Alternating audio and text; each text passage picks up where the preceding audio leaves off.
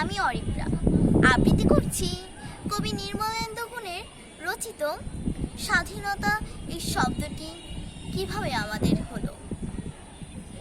একটি কবিতা লেখা হবে, তার জন্য অপেক্ষার উত্তেজনা নিয়ে লক্ষ লক্ষ উন্মত্ত অধীর ব্যাকুল বিদ্রোহী শ্রোতা বসে আছে ভোর থেকে জনসমুদ্রের উদ্যান সৈকতে।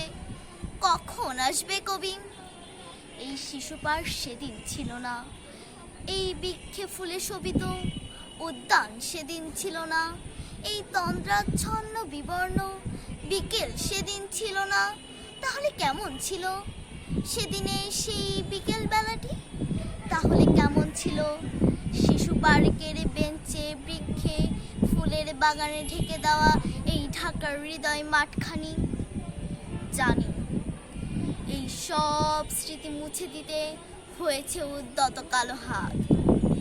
তাই দেখি কবিহীন এই বিমুখ প্রান্তরে আজ কবির বিরুদ্ধে কবি, মাঠের বিরুদ্ধে মাঠ, বিকেলের বিরুদ্ধে বিকেল, উদ্যানের বিরুদ্ধে উদ্যান, মার্চের বিরুদ্ধে মার্চ।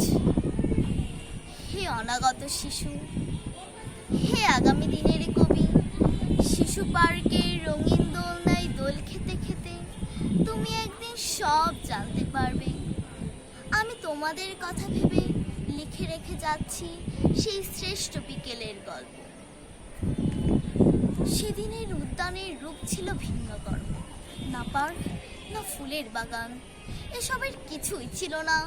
শুধু অখণ্ড অখণ্ড আকাশ, যেরকম সেরকম দিগন্ত প্লাবিত ধুধু মাঠ ছিল দুর্বাদলে ঢাকা, সবুজে সবুজময়।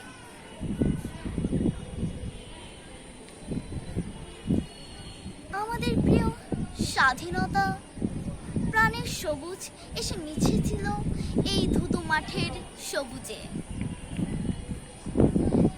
কপালে কবজিতে লাল শালু বেঁধে এই মাঠে ছুটে এসেছিল কারখানা থেকে লোহার শ্রমিক, নাঙল জোয়ালে কাঁধে এসেছিল ঝাঁক বেঁধে উলঙ্গ কৃষক, পুলিশের অস্ত্র কেড়ে নিয়ে এসেছিল প্রদীপ্ত যুবক, হাতের মুঠোয় মৃত্যু, চোখে স্বপ্ন নিয়ে এসেছিল মধ্যবিত্ত, নিম্ন মধ্যবিত্ত, করুণী কেরানি, নারী, বৃদ্ধ, বেশ্যা ভবঘুরে।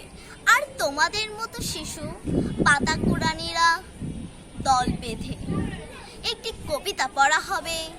তার জন্য কি ব্যাকুল প্রতীক্ষা মানুষের। কখন আসবে কবি, কখন আসবে কবি? শত বছরের শত সংগ্রাম শেষে রবীন্দ্রনাথের মতো তৃপ্ত পায়ে হেঁটে অতঃপর কবি এসে জনতার মঞ্চে দাঁড়ালেন।